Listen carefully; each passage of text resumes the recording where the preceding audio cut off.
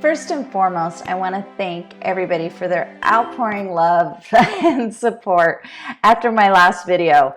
I got a lot of people just being genuinely concerned and sending me texts and the whole idea, the whole idea behind that is that I said I would be real, and I said I would share struggles that I had and things, and that's me being 100% honest.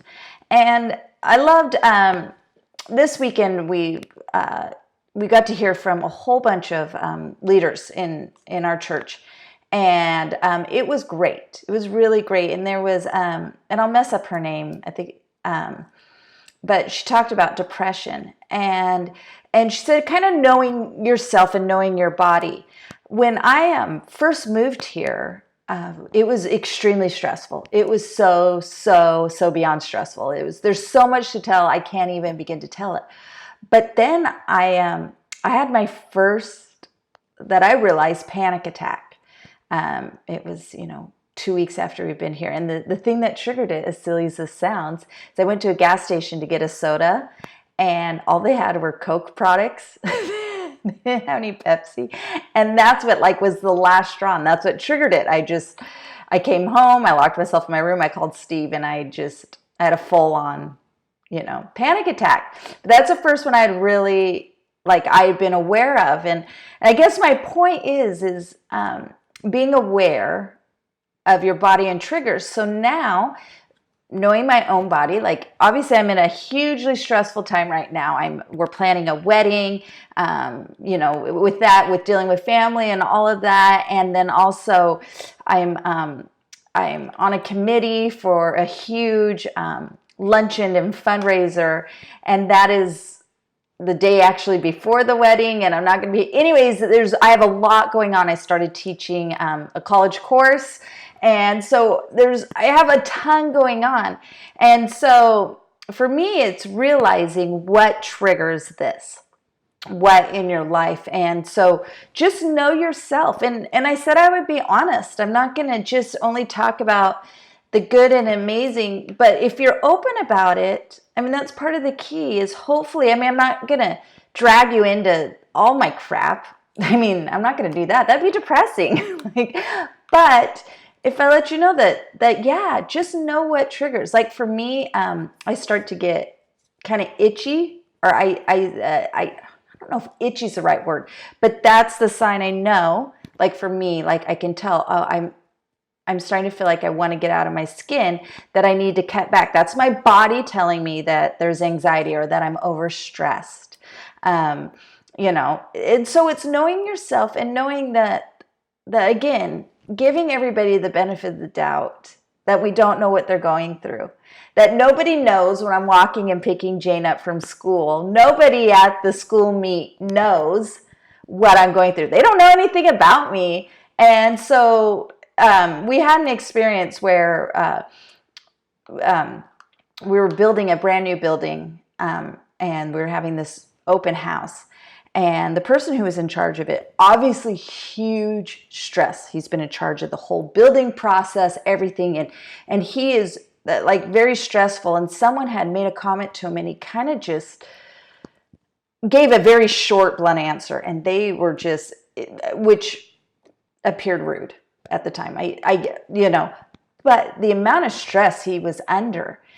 And so, we defended him, how many times do we do that where one time because we were so stressed, we didn't answer correctly, or we didn't do what someone wanted, or we did it, it goes back to the expectations, is being aware of that.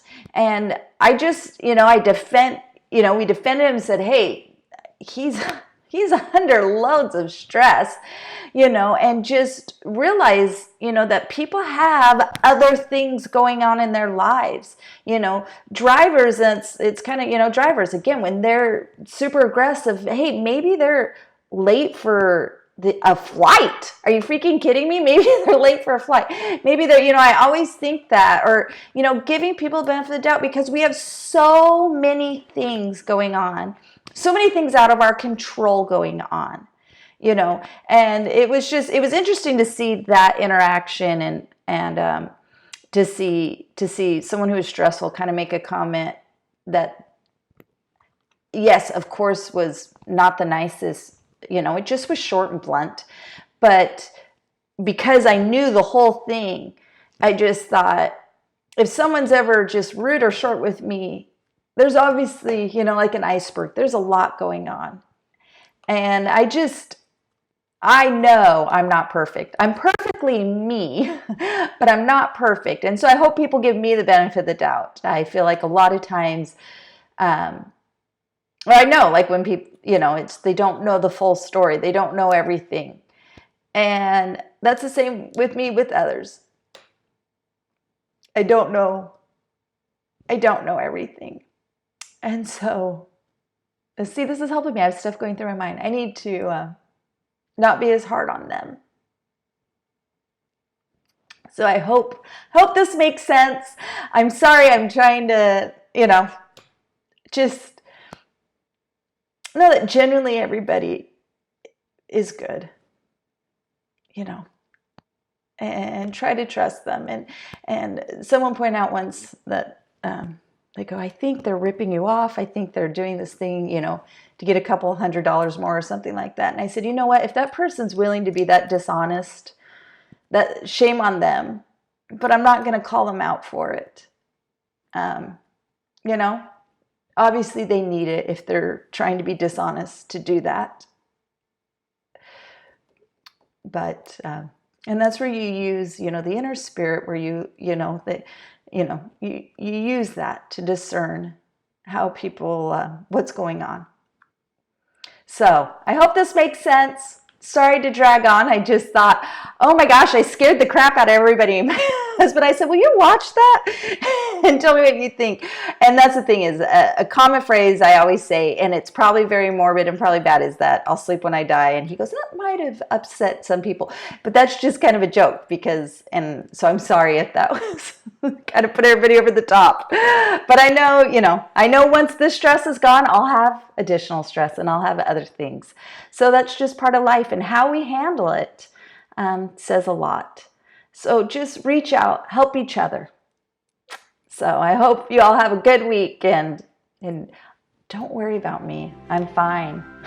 Help each other out. Have a wonderful week.